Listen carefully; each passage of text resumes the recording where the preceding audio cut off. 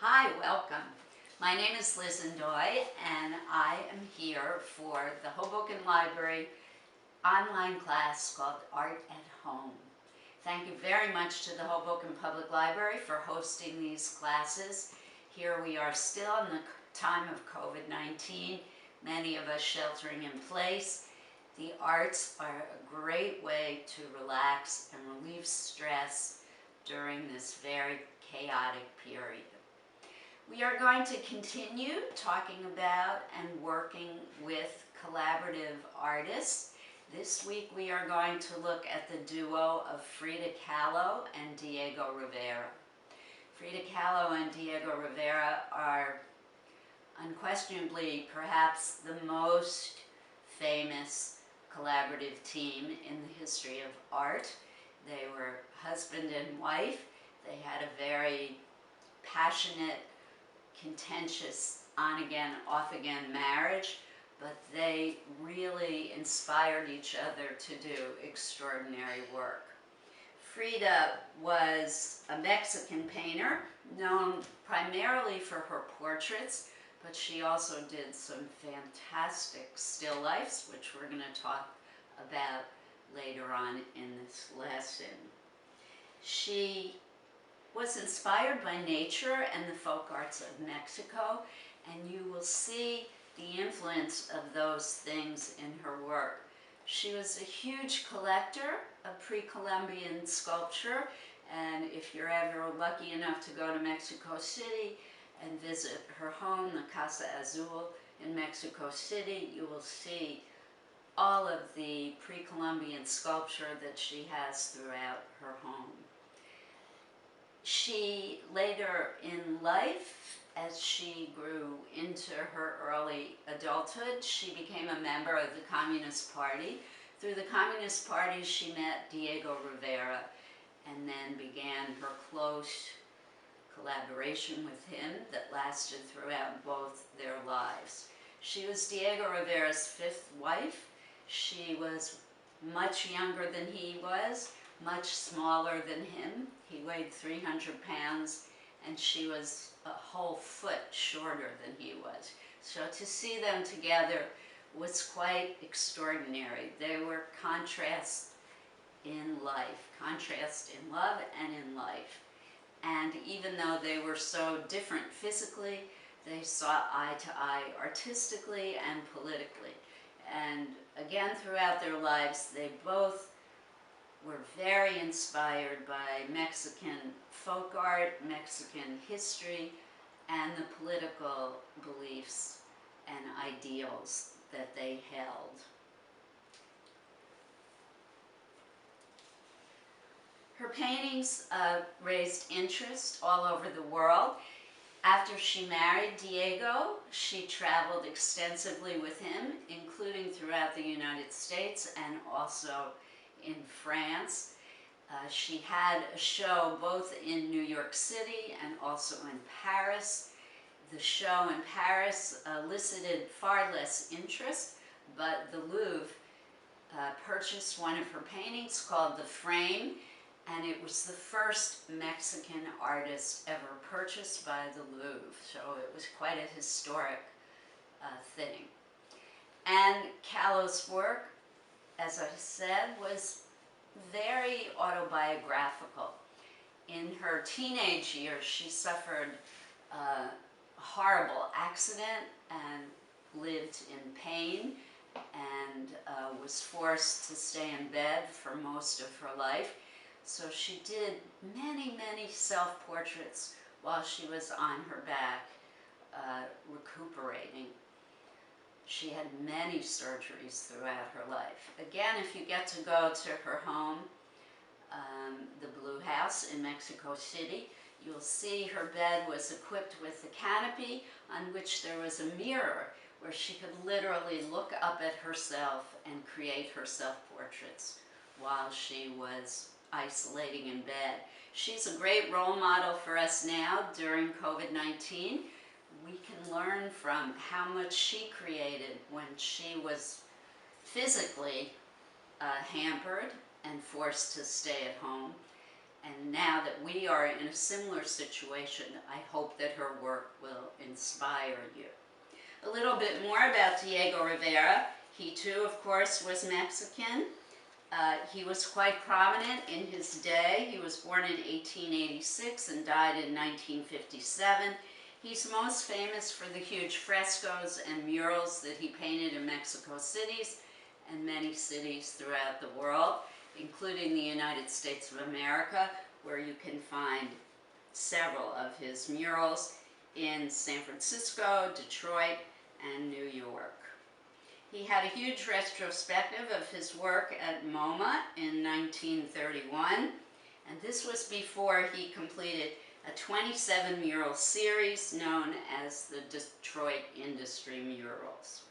He had several marriages, as I mentioned before, and it was his fourth wife. Frida Kahlo was his fourth wife, not fifth wife. He did have a fifth wife after Frida died. It was his agent. All right, now we're going to take a look at some of the art that Frida and Diego created in the hopes that it will encourage you and jumpstart you to do your own work at home. And then I'm going to do a demonstration of what you can make in the style of Frida and Diego. Here is a photo of Diego Rivera and Frida Kahlo together. I'm guessing it's very early on in their relationship, probably soon after they were married. And it's really wonderful because it shows the huge physical contrast between the two people. He is quite large, standing next to her. It looks to me as if the drawings on the wall are his, but I cannot be certain about that. But one of the interesting things to note about this image is the way that Frida is dressed. She thought of herself as almost an art object. She believed that her physical presentation was almost as important as her art. So she dressed quite dramatically, no matter what the occasion. And she loved dressing in the traditional style of Mexico. Here's the exterior of the Casa Azul, and you can see it really is the blue house. If you ever get a chance to visit, you will be astounded by how blue it truly is. And kudos to the Frida Kahlo Museum for maintaining the house exactly the way it was when she and Diego lived here. This is Frida's actual bed. I'm pointing to one of her corsets. Because of the many surgeries and injuries she sustained, she frequently had to wear corsets that were excruciatingly painful for her, but great artist that she was, she painted on her corsets and made them art objects as well. You can also see the canopy that I was talking about with the mirror above. So she literally would lay in her bed and gaze up at herself in order to do her self-portraits. Really fabulous embroidered spread on her bed. Again, probably a traditional Mexican pattern. You can see her love for nature in the flowers and leaves that she has on her bedspread as well. This painting is called Frida and Diego Rivera. It was painted in 1931 and it's an oil painting. It was created by Frida and it was made 2 years after they were married. It's considered to be a wedding portrait. The painting shows Kahlo standing next to her husband and fellow artist Rivera. He is portrayed as a painter. He holds a palette and 4 brushes in his right hand, while Kahlo tilts her head towards him. Both are looking out toward the viewer, unsmiling. Kahlo holds her bright red shawl with her left hand. Rivera and Kahlo hold hands in the center of the portrait, and Rivera is, as I've mentioned a couple of times, physically much larger than Kahlo. The pigeon in the upper right-hand corner carries a barrier that reads, "Here you see us, me, Frida Kahlo, with my dearest husband, Diego Rivera." I painted these pictures in the delightful city of San Francisco, California, for our companion, Mr. Albert Bender, and it was in the month of April of the year 1931. There are many interpretations of the work. Hayden Herrera, author of Frida, a biography of Frida Kahlo, interprets the work simply as Kahlo depicting herself as the wife of the great artist Rivera. Other authors, such as Margaret Lindauer, investigate the larger context in which the work was created. The banner is supportive of Lindauer's interpretation because it places Kahlo in the producer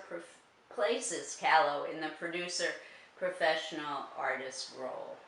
The painting is currently located at the San Francisco Museum of Art in San Francisco, California. It was gifted to the collection by Albert N. Bender. The relationship between Frida and Diego is not your typical love story. They had messy fights, multiple extramarital affairs, and even divorced in 1939, only to remarry a year later. The duo painted each other for 25 years. Here is a look at Kahlo's Frida and Diego. Rivera was an important artist in the Mexican mural movement, while Kahlo was best known for her self-portraits. 65 of the 150 works she produced depicted herself.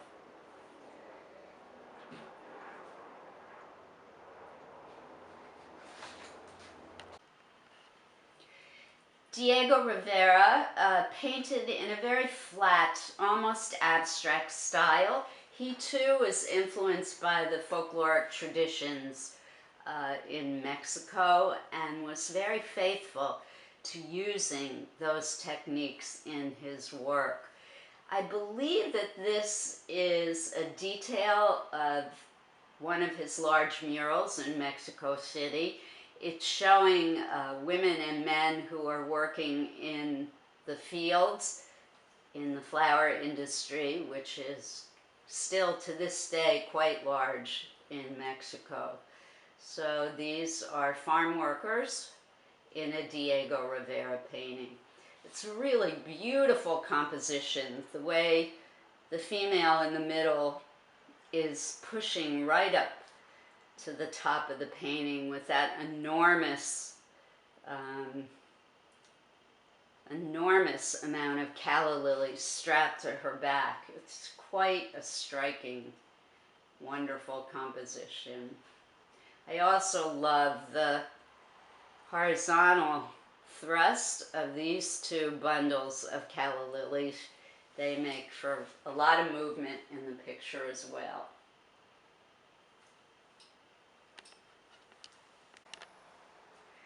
This mural by Diego really shows his political allegiances.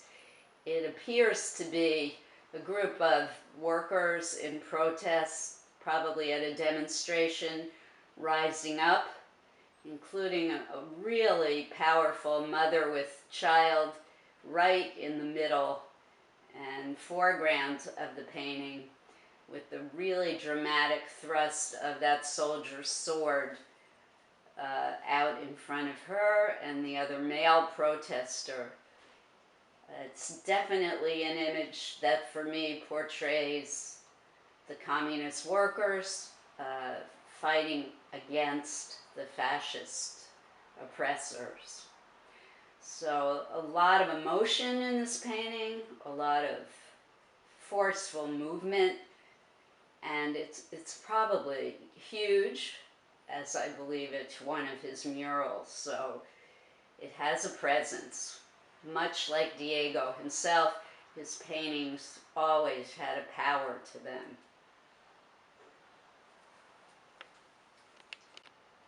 This is my favorite Frida Kahlo painting. Obviously it's a self-portrait. She's infamous for being the unibrow artist. Frida believed in the beauty of everyone, so she really did not go to any great lengths to change her face or try to make her own physical self look any more beautiful. However, her costume, what she was wearing, as you can even see in this painting, was extremely important to her. I love her traditional headdress, the wrap that her hair is wound up in with, I don't know if those are real butterflies or jewels pinned to the piece of fabric in her hair. But it really shows that costume was incredibly important to Frida when she went out into the world and portrayed herself to others. You can see her love for nature in this self-portrait. Looking at the animals behind her, she had many animals in her home as well as her collection of pre-Columbian art. And then her love for plants is apparent in the foliage behind her. The neck piece is quite interesting. It appears as if it's actually got thorns on it, that it actually has thorns on it that are pressing into her flesh. You can see little droplets of blood in this self-portrait, and she frequently dealt with the physical pain that she lived with on a daily basis. But I believe that a lot of these images of pain in her work also had to do with the pain and suffering of the poor and working class in Mexico, who she felt a great affinity for and worked her whole life to improve their life and their situation. So beautiful, beautiful painting by Frida. Very surrealistic. If you watch the class from last week, you would know that surrealism is all about creating this almost dream imagery, super realistic imagery that has a dreamlike quality to it. She was an extraordinarily skilled painter. If you're ever lucky enough to see her paintings up close, they have an amazing smoothness to them. You rarely see evidence of brushstrokes in Frida Kahlo's work. It almost looks like they were painted with a roller or by some kind of machine or automaton. Very, very smooth surfaces to her work. They're primarily done in oils, and this is an oil painting by Frida Kahlo.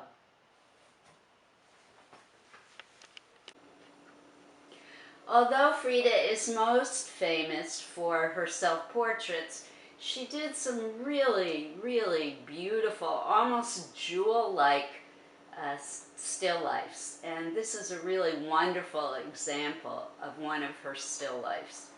The color is so intense and vibrant. There is some detail, but not a whole lot. Again, the surface of the image is very smooth. It's almost glass-like when you see the work in person. Notice the Mexican flag in the background. Again, her love for Mexico was always in the forefront of her mind and always played a prominent role, whether it was a self-portrait or a still life. You can also see a fine example of one of her pre-Columbian statuettes. It's a Mexican breed of dog, and she had many, many of these dogs. They're little black creatures that are quite wonderful. Also, she frequently put banners or signs in her paintings to let the viewer know something of what she's trying to convey in her message, or just to give the attribution of the painting. Wonderful highlights and shadows in this painting as well, really prevalent on this little statue. I love the dark and light on the dog's face. Terrific composition too. It's wonderfully asymmetric. The flag on the right really draws my eye to that corner of the painting and makes things very off-center and kind of creates a very dramatic, off-kilter feeling to the piece. And of course the dog right in the middle is the focal point, and again, quite wonderfully painted. Love the seeds in the watermelon as well. It's just those little touches of detail and texture that bring life to the overall painting. Now I'm going to show you what you can do after looking at the art of Frida and Diego Rivera. I hope that you love looking at their work, the extraordinarily bright colors that they both use, the flat abstract quality that you could see in their work, and just a little bit of texture in the right places. The media that we're going to use tonight is soft pastel. We haven't used it frequently in the art at home lessons, so I thought it would be fun to revisit soft pastel. Soft pastel is one of my favorite media, particularly for self-portraits. We're not going to do self-portraits tonight, but because Frida did primarily self-portraits in her lifetime, I invite you to try doing one. You will absolutely need to have a mirror. I would not try and do it from a selfie. Do it from a mirror so that you can see your whole face and all the details on your face. You can visit back to some of the previous art at home lessons. I believe that we did do a session on portraiture, and watch that for tips and pointers if you do opt to do self-portrait. Tonight, or this evening, however, we are going to do still life work. Frida Kahlo was also a wonderful still life artist, as you saw in the image that you looked at. I'm lucky enough to have a few tourist objects that I picked up in my travels to Mexico. These are paper mache and coconut head dolls that are quite common in Mexico. This is a mermaid, and I believe this one is a priest.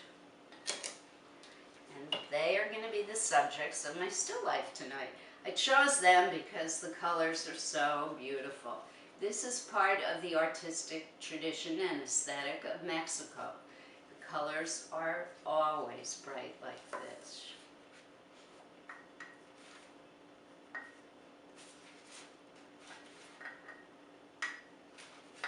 So if this little figure would cooperate and go back to its original position. I have created a pencil sketch. I'm going to go over it with marker so that you can see.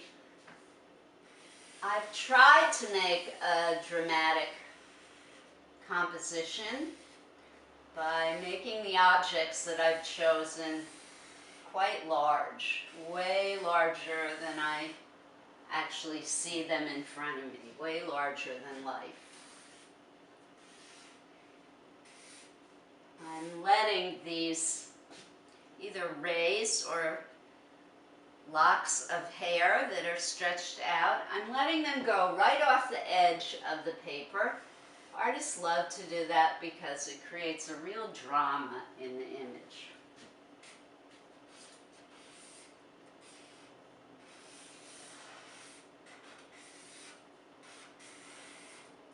Just a little bit of the torso of the paper mache figure. Here's the waist and the mermaid's tail, the beginning of the mermaid's tail. Let's put some of the facial details.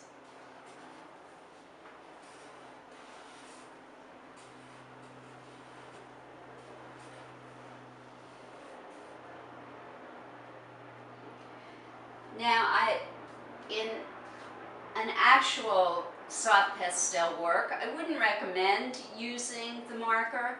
I did it only so that you could see the beginning sketch that I created. I recommend that you leave your sketch in pencil and then work with the pastels. You can use the marker and experiment with it. Why not? I love the lashes on the mermaid's eyes,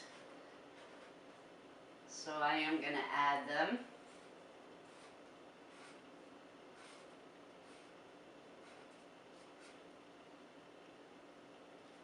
Top and bottom.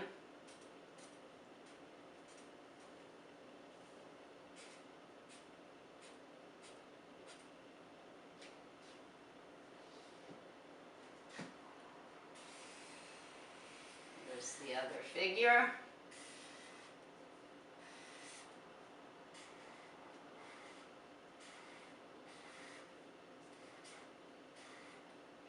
It's a very quick sketch.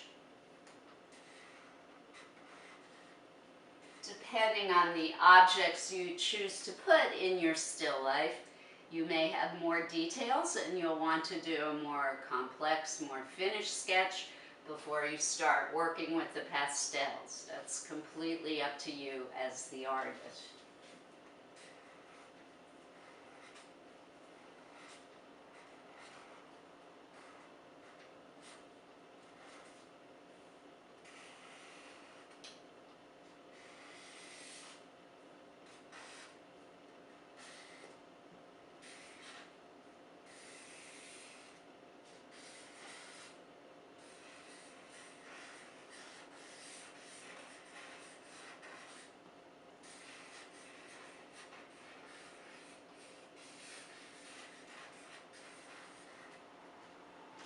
So there you can see the quick sketch, quick outline, and just a quick recap on how to use pastels.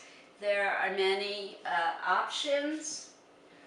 I would recommend that you keep tissues or paper towel with you because they are very messy, and you can use the towel to help smear and blend your colors together. So you can mix colors with soft pastels. These pastels are really soft. They go on the paper quite easily. You can get paper with more of a tooth on it. I'm using plain drawing paper.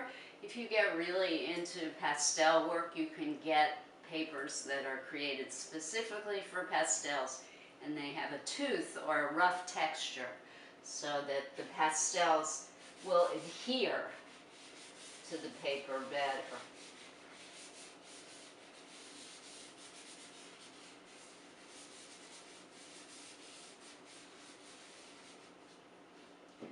So if you want to do it in the style of Frida, take your tissue and blend and smooth as you go.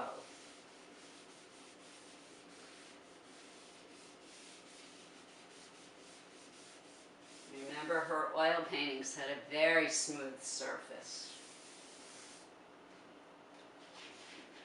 The reason I don't recommend that you outline in Sharpie first is that I feel the contrast between the dark lines and the softness of the pastels is a bit jarring, but you might like how that looks and experiment, try it. Color is key in this piece.